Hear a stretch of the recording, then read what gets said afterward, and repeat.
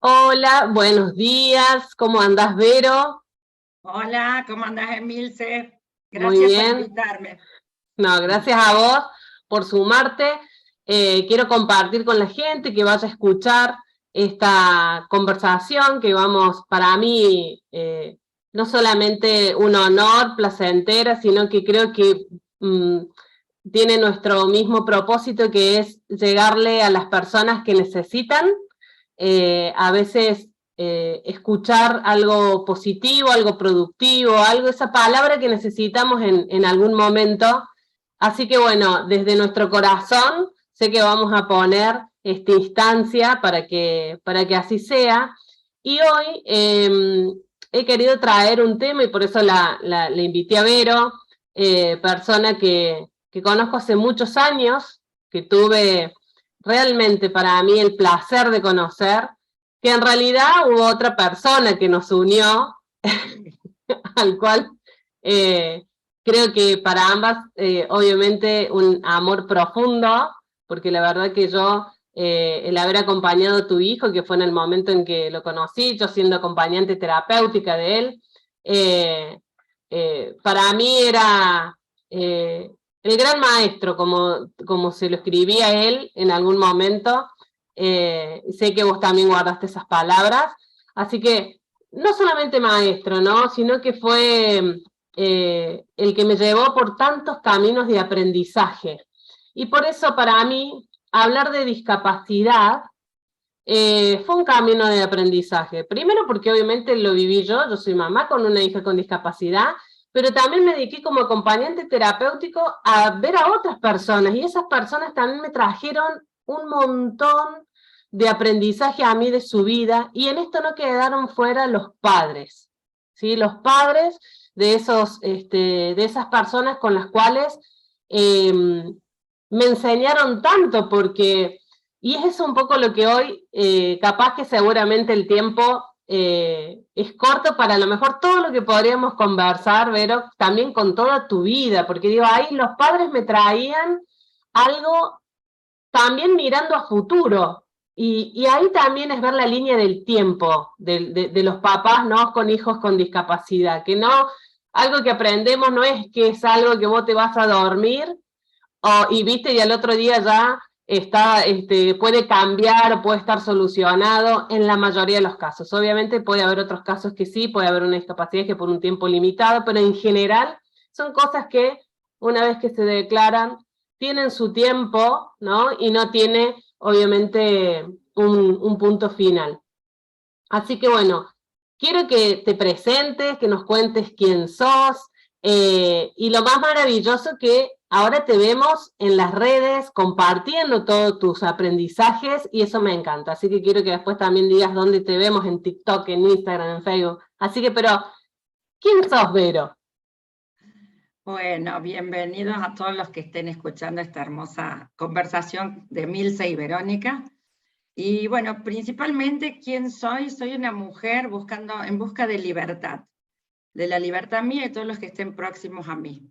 Entonces, a partir de eso es un poco estos espacios donde empiezo a aceptar compartir mi vida, que como la de Emilce ha sido compleja, sigue siéndolo y lo seguirá hasta que yo parta de este espacio terreno.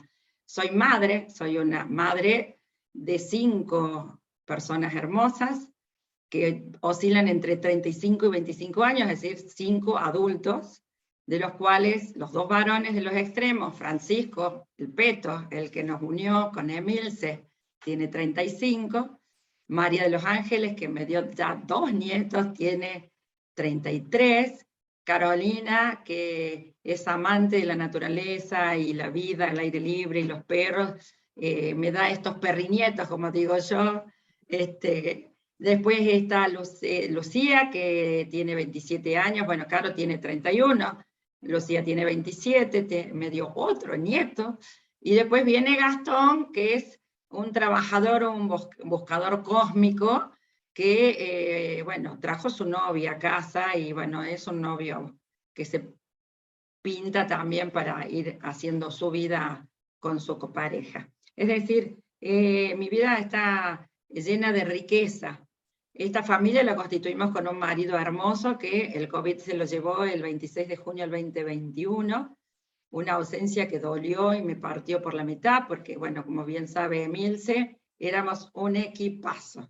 Si alguien había aprendido de equipos colaborativos, era la familia Spot y Cajal. Así que de repente haber anclado en una pareja que compartíamos todos los desafíos, y que se te vaya de esa manera en 15 días de un tipo sano entrar a un hospital y después no le pueda ni un beso de despedida y que me entregaran en un cajón, fue una cosa brutal, como tantos argentinos que pasaron la pandemia. Algunos la vivieron como si no hubiera pasado nada, y lo sé, y no pueden creer la tragedia que atravesó mi casa, porque mi hija María casi se muere de la misma cepa, y mi nieto de 7 meses en su seno fue sacado para salvarle la vida a mi hija y a él.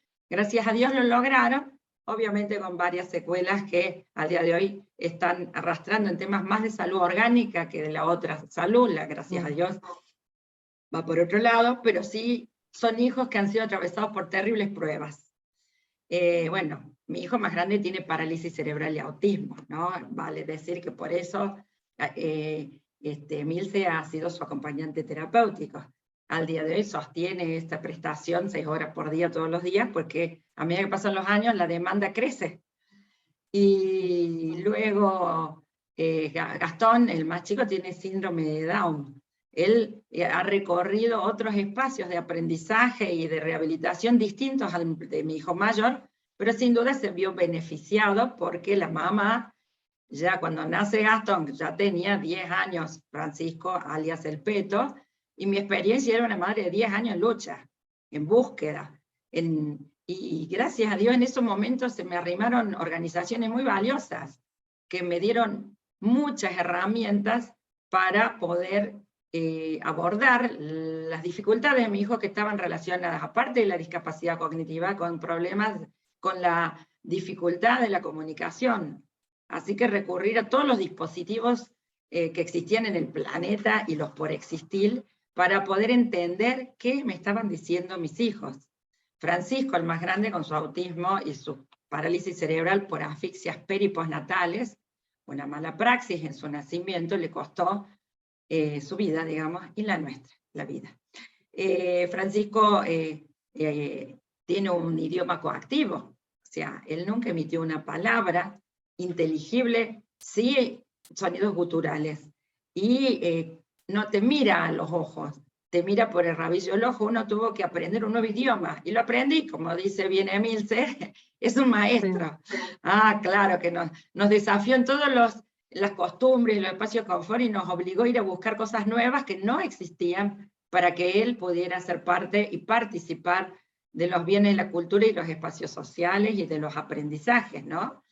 Y por otro lado, Gastón tuvo asfixias, pero no por mala praxis, sino porque no se sabía que venía con síndrome de Down, venía con la cardiopatía, así que tuvo falta de oxígeno en el cerebro en el momento del parto, que fue un parto normal, pero en el momento del parto se desencadenan todos los signos de que la cosa no andaba bien, y tuvo sufrimiento, tuvo muertes de neuronas durante el nacimiento, además del síndrome de Down, ¿no? Porque a veces entonces le afectó justo el centro de Warney, que es donde se acuñan los sonidos, las palabras y esa hermosa comunicación que llega a convertirse en la palabra hablada.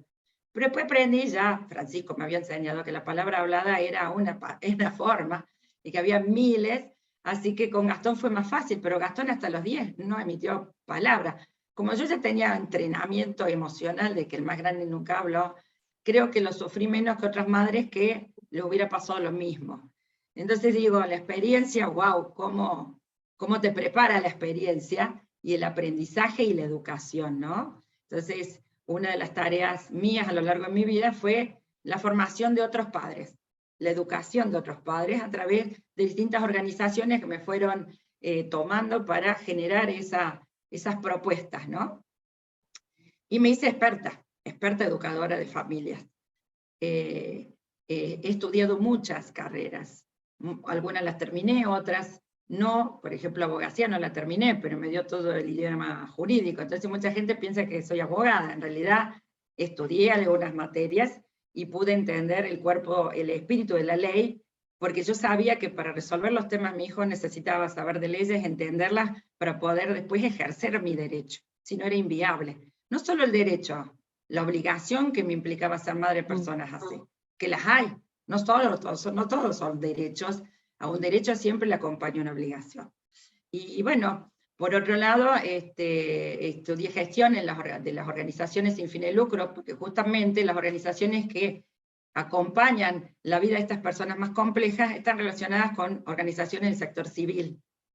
Muchas de ellas fundadas por familias valientes, que además de atender a sus hijos, generaron un espacio para atender los hijos de los otros que eran parecidos al propio.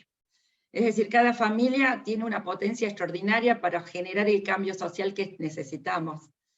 Pero es muy importante que las familias sean cuidadas a lo largo de la vida, y como bien hizo la introducción Emilce, en la línea de la vida y de los años, es esperable que en algún momento un padre se pueda jubilar de esa tarea titánica que es acompañar a los otros, formar a otros, y después dejar de ocuparse tanto de los otros y de los propios. En el caso nuestro, como siempre lo describo, sin ser muy extremista, lo nuestro es una condena a cadena perpetua. Nadie quiere la discapacidad como una bondad para el futuro de un hijo, hasta donde yo he conocido. Hasta acá no he vivido ningún padre que se alegre porque su hijo tenga discapacidad todavía, pero lo puede haber. Entonces no digo nunca ni siempre, simplemente yo no he conocido. En esta construcción de cómo es la vida de los padres y de las familias, de los hermanos, porque ya a mi edad ya son hermanos, muchos hermanos, los padres ya han desaparecido, y esta situación a mí me plantea como sociedad qué tipo de acompañamiento tiene la familia a la hora de acompañar a lo largo de toda una existencia a otra vida compleja, que como les acabo de plantear, Francisco necesita cada vez más prestaciones de apoyo, no cada vez menos. La lógica es inversa. Un niño se educa en la primaria, en la secundaria, en la universidad, hasta que es autónomo, gestiona sus recursos, se va a vivir solo, genera su familia, y los padres se convierten en abuelos y van a acompañar, juegan con los abuelos y con los nietos, y después de repente los padres pueden llegar a ponerse gaga o morirse, y son los hijos que salen al encuentro de sus padres en esas circunstancias de acompañamiento a lo largo de todas nuestras vidas. En nuestro caso no tenemos ni jubilación, ni es un trabajo rentado, y es de por vida. Yo he hecho este paralelo con, y disculpen aquellos que tengan personas en una situación de carcelaria, cuando una persona comete un delito y tiene que ir a un espacio donde lo puedan socializar nuevamente para que vuelva a insertarse una vida y tener una vida buena, en las cárceles todos invertimos para que exista la estadía, la comida, el apoyo psicológico, muchos pueden estudiar, la actividad física, hay todo un dispositivo para acompañar a este sector social que le han pasado cosas y que necesita un apoyo para volver a insertarse y volver a tener su propia vida. En el caso nuestro, los padres, no cometimos ningún delito, solo dimos vida. Luego, la condena a cadena perpetua no tiene ningún tipo de apoyo. Nadie nos va a dar de comer, nadie nos va a pagar el alquiler, nadie nos va a dar el apoyo psicoterapéutico, que cada vez es más caro, y las obras sociales cubren solo el apoyo para el hijo, en función del hijo, de la persona con discapacidad. No porque la familia o la persona a cargo, el cuidador, como le llamo yo en mis TikToks, el cuidador tenga un derecho per se. El cuidador no tiene ningún derecho de que se le considere una terapia prolongada por ser cuidador de una persona con discapacidad. Y ya salimos de la categoría madre, padre, hermano. La categoría de cuidador ya lo pone en una situación de desgaste que dura toda la vida. En ese vacío que yo veo, y que por eso un poco estoy generando un dispositivo público de influencer para poder empezar a instalar en la agenda pública que los cuidadores necesitamos un apoyo por el hecho de serlo, no importa la consanguinidad que nos una con la persona que cuidamos. Yo creo que es muy importante tener en cuenta, y siempre y cuando sean aquellos que están en la categoría de cuidadores ad honorem, ¿no? No los que están rentados, porque los que están rentados, por ejemplo, el acompañamiento terapéutico, está pagado, su trabajo está pagado, y además puede elegir, este trabajo no me gusta, voy a hacer otro trabajo porque este me está quemando la cabeza, y lo he visto. ¿Cuántas personas, de hecho, en Estados Unidos, en los psicólogos que atienden personal carcelario, lo sé por amigas mías, o con personas muy complejas, como es la discapacidad, cada 5 años los cambian por el desgaste importante que tiene la atención de este sector de la población. Los padres no tenemos ningún tipo de consideración en ese sentido. Nos la bancamos hasta donde podemos, o hasta donde morimos, o hasta donde muere la persona que cuidamos. Pero no tenemos esperanza en nada, y a medida que pasan los años, el aislamiento es el destino seguro. Cada vez vamos a ver madres que generalmente son madres o cuidadoras en femenino, no tiene nada que ver con temas de género, simplemente en mi sondeo y en las reuniones donde yo he participado a lo largo de toda mi existencia, el único hombre era mi marido. Ya hemos perdido un gran hombre que era un buen testimonio de presencia, ¿no?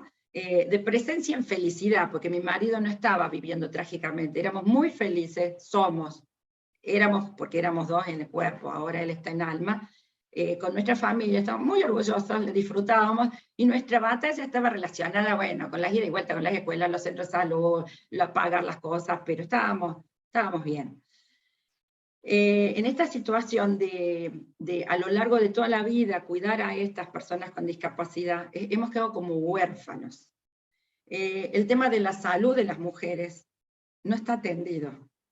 Y no sé si querés que comente, y a Milce, o te tiro la posta para que me comentes al grupo lo que me comentaste. Y quería, por eso decía, qué riqueza que hay en todo lo que podemos conversar, porque creo que, y a lo mejor vos, que lo has vivido mucho más que yo, empapada, y yo siempre digo, vos te metías al terreno, ¿no? Es decir, cuando vos vas y te metes al barro y lo buscas por acá y por allá, con una entrega, ¿no? Con esa entrega, quiero decir. Pero yo digo, hay puntos que son ciegos, ¿no? Ciegos, como decís vos, porque a lo mejor no están dentro de la agenda, a lo mejor política, pública, que también creo que traería mucho para analizar, ¿no? Para compartir por qué no es pública, ¿no? ¿Qué no traen las personas con discapacidad a veces? Por un lado, ¿no? Es decir, ¿viste? Son personas que a lo mejor después no traen a la política algo, no devuelven algo, entonces, ¿viste? Como que no son un punto para hacer visible, no importa, ¿no? Es decir, lo dejamos ahí. Pero el otro digo también, en cuántas cosas la familia también un poco no lo hace visible por ser juzgados, ¿no? Y yo digo, acá también es otra cosa para mí importante que lo quiero unir con esto, porque trajiste el tema que para mí es tan fundamental, que digo, ¿cuál es el proceso no emocional? ¿Cuál es el proceso emocional, entonces, que tiene la familia, los padres, los cuidadores, que de alguna manera también no se hace visible, porque también no solamente es vivir con la situación que están viviendo, y que después quiero que hablemos un poquito, digo, de todos los obstáculos que hay también, porque también impactan en el proceso emocional, sino que también creo que la mirada que hacemos visible a estas personas es desde juzgar lo que hace, lo que no hace, cómo lo hace, y yo creo que en eso también hay un impacto en lo emocional de las personas. O sea, no hay un punto, por más que como vos traes, hay gente, personas, instituciones que te aparecen así, viste, como esa bendición, viste, que te vienen a apoyar, pero lo duro está, como vos decías, ¿no? En el frente, porque por todos lados, a veces hasta no sabes si hablar y expresar lo que te pasa, o de decir, porque el resto de las personas puede venir el juzgarte, como que, ay, ¿cómo vas a decir eso de tu hijo? ¿Cómo vas a decir? Visto que traías vos, digamos, ¿no? Es decir, no poder ni siquiera expresar la sinceridad de decir, esto es algo para toda la vida, lo vivo realmente como no acaba más, no, es decir, no poder expresar eso. Lo traigo en estos puntos no visibles, porque te compartía un caso que a mí me afectó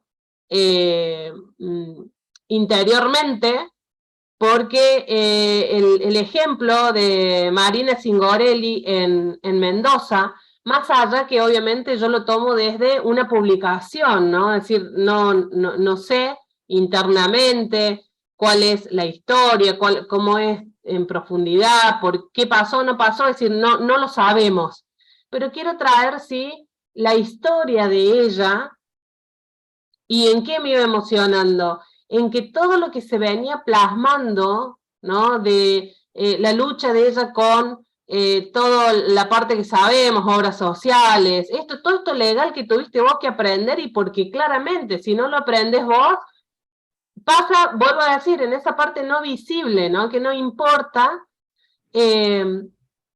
y siempre estar a veces en esta lucha, y digo, ¿por qué esa lucha constante que generó en ella? Porque obviamente en todas sus acciones se la puede ver, hay registros de ella, ha hecho un trabajo en su vida acompañando a su hijo con autismo, siempre desde el buscar, como vos, ¿no? Es decir, el traer nuevos conocimientos a la gente, porque a veces la gente también le tiene miedo a veces a las personas con discapacidad, es decir, ¿cómo logramos realmente esta inclusión? Pero que la inclusión en realidad tiene que ver con que el espacio es para todos, ¿no? Es decir, todos tenemos la posibilidad de la convivencia, ¿no? Esto de no discriminar o separar, ser separatistas, sino de que todos tenemos ese derecho, ¿no? A pertenecer, todos pertenecemos, todos tenemos derecho a pertenecer. Esta chica, lamentablemente, en lo que a mí me emociona mucho, en ver en toda la descripción de todo lo que daba por su hijo, todo lo que hizo por su hijo, y termina, digamos, con su vida. En este caso comentan ahí que es un suicidio, pero bueno, vuelvo a decir, no estamos dentro de la historia para traer, pero sí me impactó, porque digo, ¿hasta qué punto nosotras, las personas que acompañamos, estos cuidadores que estamos en este proceso emocional de los padres, ¿no? De la familia, el que cuida, personas con discapacidad, en qué no tienen ese apoyo, ¿no? En qué no tienen ese acompañamiento, más allá que cuando sabemos, ¿no? Cuando hay una decisión, hay una decisión. Pero digo, qué doloroso me significó a mí, porque ¿hasta cuándo se puede aguantar, no? Esa es la pregunta, porque digo, ahí donde digo, ¿qué es lo que podemos juzgar a los padres? No hay forma de juzgarlos, porque es absolutamente válido cuando ya digas no puedo más, porque es un cansancio de lucha, de búsqueda, de generar cambios, y a su vez de estar acompañando a la persona con discapacidad, que ahí yo me planteo esto, ¿no? ¿Qué es lo que tenemos como para acompañar ese proceso emocional a las personas? ¿Cuál fue el tuyo, no? Yo creo que acá, bueno, el tener un compañero ha sido algo poderoso, ¿sí? Eso, el compañero que elegiste, la verdad, y se eligieron, ¿no? Entre ambos, es un punto a favor. Pero, ¿qué más es necesario para si en estos momentos nos están escuchando la familia? ¿Cuáles son a lo mejor esos recursos que por desconocimiento o porque no se animan, pero para cuidarse a uno mismo? Sí, sí. Mira, te estaba escuchando atentamente, me quedé con estos puntos de no juzgar, ¿sí? ¿Hasta cuándo se puede aguantar? Evidentemente, Marina aguantó hasta acá nomás. No es la única, porque a partir de cuando me lo compartiste fue un golpe en el corazón, me dolió mucho. Era la primera vez que me enfrentaba a esa realidad, no sabía que llegaban a ese extremo. Vos como que me abriste esa situación. Yo vengo muy desde los lugares donde habito, digamos, y desde el lugar que yo habito, en esta mirada de esta situación que no termina, como bien lo expresás, que es para siempre, que es una situación que permanece, vos estás viviendo siempre como si estuvieras con un niño pequeño. Tenés que ver con quién lo dejás, dónde está, a qué hora viene, en el caso que pueda moverse con independencia, como es mi hijo más chico. En el caso de mi hijo más grande, hasta usa pañales, o sea, no come solo. Si bien está en una residencia, yo soy su sistema de apoyo, sus hermanas son su representante legal en la justicia. Cuando muere no quiero mezclar cosas, es decir, él tiene una realidad que requiere de mí todos los días un poco de trabajo, aunque sea de administración y gestión de recursos, gestión de insumos, gestión en la salud. Estuvimos 3 meses internados en el Hospital Ferreira, gracias a Dios, una atención de excelencia, pero mi hijo se estaba muriendo. Tuvimos 3 terapias intensivas y a la hora de los cuidados intensivos estaba yo. 2 hijas estaban dando lactancia, todos trabajaban, me interné con él en el hospital. Después había cuartos donde había un lugar donde yo me podía recostar, y otros que me tiré en el piso a dormir, hasta que me empecé a dormir en la cama con él. Fueron muchos, en la primera etapa no había, o sea, yo dejé de comer porque no quería dejarlo, y me olvidé de comprar la comida y bajé peso. Y cuando él dejaba la comida, comía el resto de su comida. Después, la nutricionista, yo no pedí nada, les cuento. Me empezaron a mandar para los 2 comidas. Y ahí me di cuenta, sí, esto cuando viene un multiimpedido a un hospital, que no podés ni ir al baño, porque una persona como mi hijo requería fijación de manos y piernas, porque tenía distintos cables entrándole al cuerpo, y si no se arrancaba todo. Entonces yo, para que no estuviera atado tanto tiempo, lo soltaba, pues si me distraía 2 minutos se sacaba la vía. De hecho, en un momento se sacó la vía y casi se me va en sangre. Es decir, situaciones extremas a las que uno es sometido de manera, porque no es que cuidar a una persona en estas condiciones es fácil, es complejo, si lo sabrá Emilce, que ha estado con él. ¿Sí? Entonces, no era solo ir a cuidar a una persona con enfermedad en un hospital, era atenderla en su situación extrema, en su dificultad de comunicar lo que le pasaba para ser intérprete con los médicos y enfermeros, en mediar entre la residencia donde él vive y el hospital, y sus necesidades, es decir, una necesidad de alimentarse cuando no quería, y si no se estaba yendo peor. Es decir, la internación fue una situación extrema la que viví, donde 3 veces me estaban preguntando hasta dónde yo quería salvarle la vida, ¿sí? No era una eutanasia, era hasta donde él pueda, con los recursos, con la cantidad de cable que tiene, vivir. Ya más cosas no le hagan, hasta esas decisiones en soledad, en viudez, o sea, es muy difícil lo que uno atraviesa como madre y como humano y como mujer. En esta situación, a nosotros no se nos libera ninguna responsabilidad social. Tenemos que trabajar, comer, pagar los impuestos, servicios, vivir, cuidar nuestra salud, cuidar la salud de ellos, y sostener un dispositivo de sistemas de apoyo legales para ellos, para estar en el marco de la ley, dispositivos de apoyos educativos, terapéuticos, y de seguimiento de salud, que todo eso lo hace el cuidador. No hay nadie que lo haga, porque está asumido que esa es tarea nuestra. Pero si vos tenés que pagar a alguien que lo haga, no te alcanzan los sueldos de toda la jubilación el año para sostenerlo. Entonces digo, wow, somos un gran ahorro para el Estado y para la sociedad. Estamos cambiando nuestra vida para ahorrarles plata a ellos.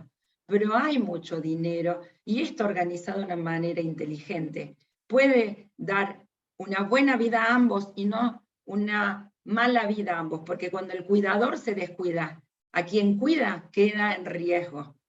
Y si el deterioro del cuidador es muy veloz, puede que lo perdamos, como fue con Mariana, muy tempranamente, y terminemos con la persona con discapacidad librada al azar, al cuidado de quién. ¿A quién vamos a nombrar cuidador con estos antecedentes, lo que significa cuidar a una persona con discapacidad? Esto como sociedad, y bien como lo has dicho, somos los grandes invisibles del hoy, porque la Convención sobre los Derechos de las Personas con Discapacidad vino a poner en la agenda pública, y de hecho se logró mucho a la persona con discapacidad. Pero entre la convención hay un articulado donde habla de la atención de la familia, pero lo que habla es de la familia de la persona con discapacidad, para que él pueda constituir su propia familia, porque hasta ese derecho tenían negado. Hoy lo tienen habilitado. Ahora, la familia de donde viene la persona con discapacidad no está contemplada en ningún articulado. Hay que agregar en la convención, hay que agregar a la ley de prestaciones básicas un ítem que sea contemplado con un presupuesto adecuado para que se pueda resolver la vida autónoma de la persona con discapacidad, aunque tenga una discapacidad extrema. ¿Esto qué implica? Un dispositivo que sea contemplado, como bien dije, en la ley de prestaciones básicas, que permita, en el formato que la persona esté en condiciones de vivir. Yo tengo 2 hijos, el más grande vive en una residencia, el más chico se plantea vivir solo, pero va a necesitar su sistema de apoyo, él tiene una limitación a la capacidad, maneja algunas cosas y unas cuantas no. Entonces, ese sistema de apoyo va a tener que ser rentado, se le va a tener que pagar, es un trabajo ser sistema de apoyo. Y ese dispositivo no es ninguno de los que están creados, no es un geriátrico, no es un neuropsiquiátrico, no es una residencia para discapacidades extremas, es un cohousing o otro dispositivo, group home, le dicen en Estados Unidos, que son departamentos o casas donde la persona va a tener un coordinador para que se haga su vida, pero que no quede librado a su suerte. Porque ¿y quién determina el apoyo? Y lo determina, esto yo lo he hablado en el TikTok que va a salir el sábado, lo determina el juez. Entonces, que los padres sepan cómo manejar las cuestiones jurídicas, financieras de los hijos, es fundamental, y eso es educación en la familia, tarea a la que yo me dediqué durante muchos años. Pero los padres muchas veces asumen que esa tarea no les toca saber. ¿Y cuándo? Y si no, ¿quién lo va a saber? Tienen que tener su red de apoyo en el padre, el psicólogo, el contador, el abogado, todo es recontra especial, y trabajadores sociales especializados en discapacidad. Yo siempre he propuesto en los grupos de padres, pero nunca he tenido suerte, que se tenía que generar una especie de sindicato de familias, porque es un trabajo no rentado, pero es un trabajo, donde tengamos poder y fuerza de lucha a la hora de que seamos escuchados. Como bien estábamos viendo, si vos estás ocupado el 100% de tus horas en atender a tu hijo en tu casa, y resolver las dimensiones de su comida, bebida, luchar con las obras sociales, ¿cómo haces para ir a la batalla de la lucha, como vemos tantos piquetes en la calle? ¿En qué minuto lo haces? No tenés espalda, no tenés tiempo, y cuando te agarra la vejez, te agarra sola, guardada, y no te conoce nadie. Entonces, quedás aislada con tu hijo, y ambos pagan los platos rotos. Entonces, ¿qué estoy haciendo yo en este momento de mi vida, después de 2 años que hice un parate por mi viudez? He salido de nuevo, como ella dice, vos te metés en la batalla, te metés en la cancha. Sí, me meto en la cancha, porque no quiero esto para mí, ni para mis hijas, ni para el resto de las familias. Yo creo que como sociedad lo podemos hacer mejor, porque si logramos ubicar a estas personas extraordinarias, que todo el tiempo nos desafían a crear cosas que no existen, son grandes musos inspiradores para una mejor sociedad. Absolutamente.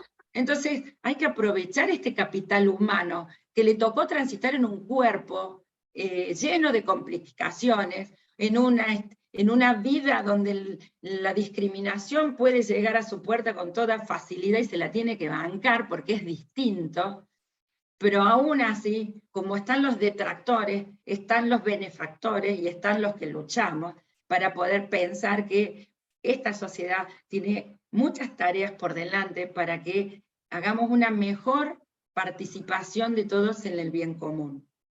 Yo soy una gran agradecida por todo lo que se ha logrado, Emilce. Creo que desde que se firmó la convención en 2008 en la Argentina, he visto muchos progresos. Recuerda que mi hijo tiene 35 años, así que yo vi la pre y la post. Y realmente yo estoy agradecida, porque al que se mueve logra las cosas. ¿Qué pasa yo en este momento? Veo que no existe lo que hace falta. Hay que crearlo. Porque lo que hace falta para la vida autónoma de otras personas se viene trabajando, pero todavía no se ha consolidado como una política de Estado. Todavía son valientes esfuerzos de ONGs y de grandes personas que muchas llegan a cansarse en el camino y terminan dejando la lucha.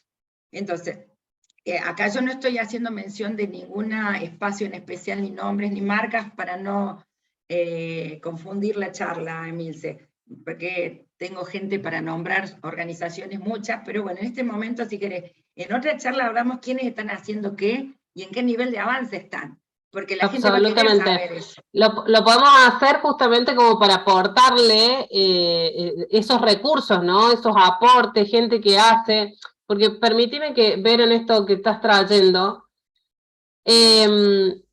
Yo cuando trabajé, obviamente, peto adulto, digamos, yo estuve en la parte de adultos, ¿no? Personas con discapacidad y multidiscapacidad, ¿no? Es decir, en adultos. Y una de las cosas que más traían los padres, esto que voy a decir, ¿qué va a pasar cuando yo no esté? Porque esa es la pregunta. Por eso digo, hay que ver la línea del tiempo también que vas viviendo con la discapacidad, ¿no? Porque te van a ir apareciendo preguntas o situaciones, como esto que decís vos, es necesario, porque aparecer van a aparecer. Sí. El tema es qué es lo que, cuándo nos vamos a hacer cargo, y yo digo, algunos papás también se quedan en eso como al no saber el cómo resolverlo, te quedas en la preocupación, y nosotros decimos, ahí es la vida que vivís terrible, porque es una preocupación que tenés constantemente, pero de alguna manera lo que hoy me parece importante es que vamos buscando esa solución individualmente. Ahí está. Y lo que a mí me parece, que a eso es lo que digo, ¿qué podemos hacer visible como sociedad?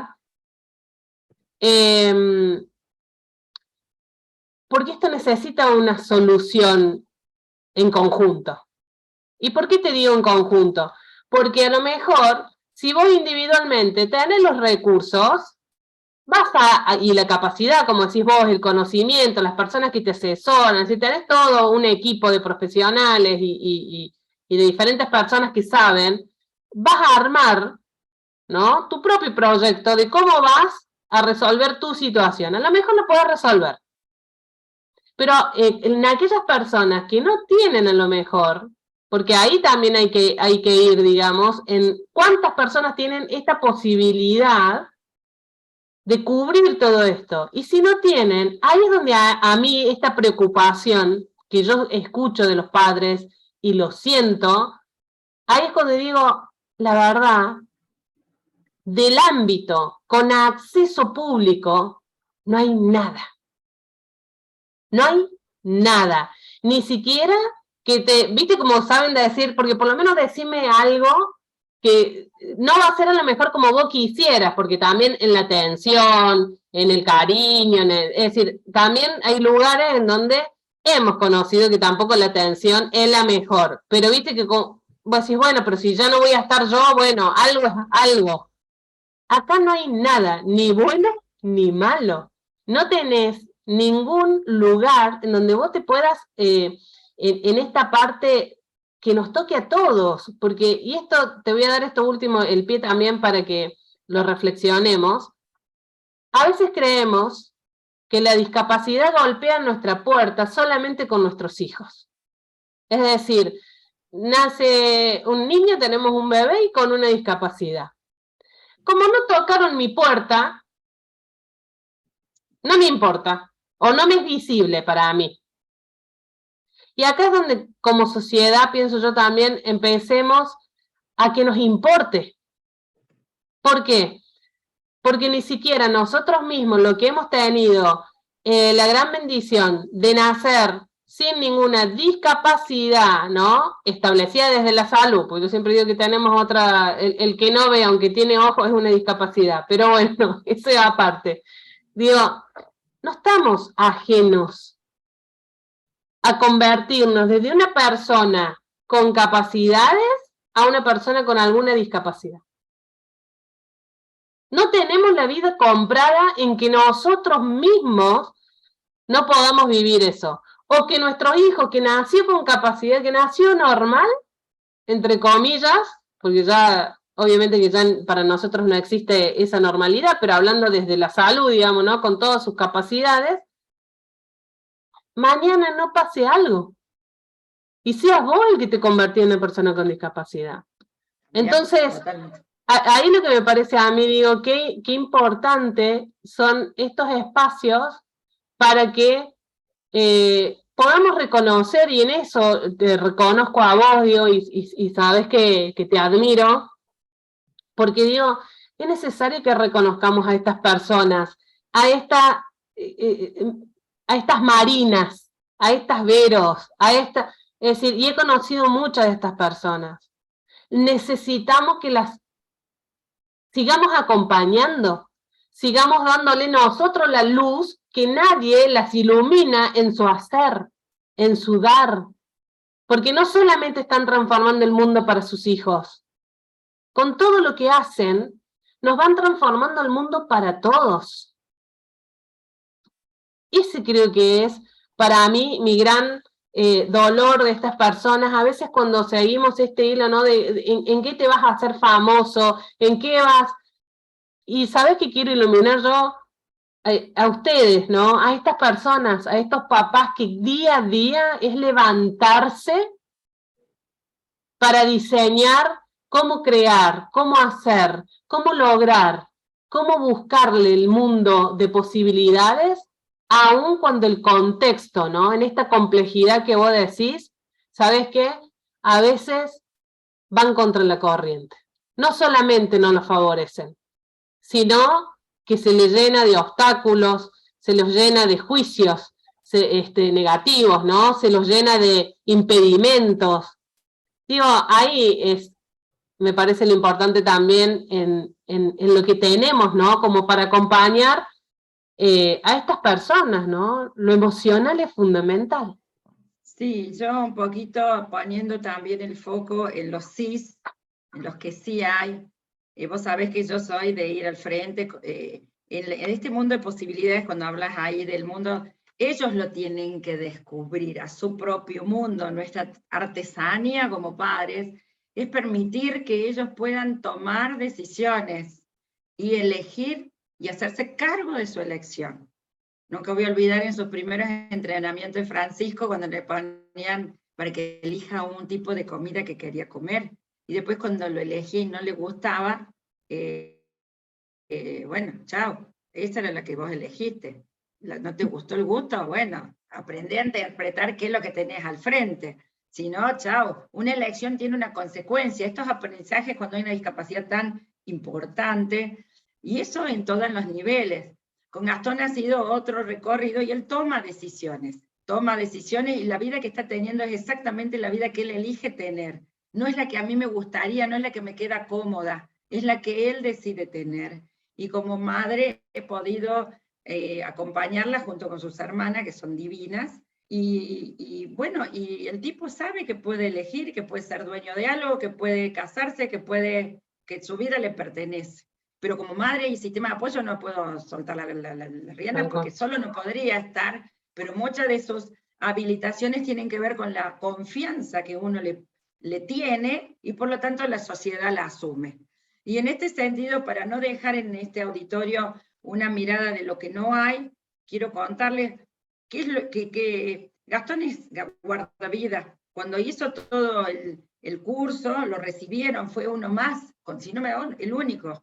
Luego, cuando hizo el ingreso a trabajar, fue auxiliar de guardavidas en la pileta. Cuando fue a hacerse, logró una beca para hacer guardavidas en el Polideportivo General Paz, tuvo que hacer el carnet, siempre, no, ya lo había hecho antes, el carnet habilitante para entrar a las piletas, que lo da la municipalidad, que tenía que presentar el título, más el acto hecho por el EMAR, que ahora ya no está más, que te toman todos los exámenes. Él tenía su operación cardíaca, pero dado de alta, tuve que pasar por todos los chequeos para demostrar que estaba habilitado a estar trabajando, y le dieron su carnet habilitante, sellado por la Municipalidad de Córdoba. Es decir, hay un reconocimiento de que estas personas pueden ser trabajadoras y pueden participar de los bienes de la cultura. El domingo fui al teatro con Francisco, fuimos a ver títeres, estaba feliz Había un montón de niñitos, no hubo ninguno que me hiciera ninguna mala cara. Lo miraban porque les llama la atención, porque babea y está en una silla de ruedas. Pero yo también lo miraría. Uno no puede como familia, uno pide que sean empáticos con uno, y uno tiene que ser empático con la sociedad. Cuando hay una mirada indiscreta, uno le puede devolver una sonrisa y no una cara de enojo o de decir, ¿cómo lo miras así? Porque es una forma de espantar al auditorio. Nosotros tenemos que permitir que la gente nos conozca, que la gente pueda interactuar en amorosidad con nosotros y no con miedo y asco, que es un poco lo que genera mi hijo mayor. El más chico es un simpático. Tal cual, eso es lo que te decía yo con el tema de el conocimiento, ¿no? La importancia de lo que nosotros podemos también transmitir, y por eso valoro también tanto que te hayas dedicado a esto del TikTok y todo lo demás, porque digo, la gente a veces también actuamos desde el desconocimiento, por el no saber cómo hacerlo, ¿no? Entonces digo, bueno, a eso vamos, ¿no? Que cuando se hace visible podemos conversar y nos podemos conocer y podemos ayudarnos, ¿no? Podemos acompañarnos. Así que bueno, Vero, Sí. Agradecerte inmensamente que esta conversación para mí hermosa. Gracias por siempre engancharte, decirme sí a las cosas que se me ocurren. Sí, decime cómo apareces en TikTok, cómo apareces en Instagram, en Facebook.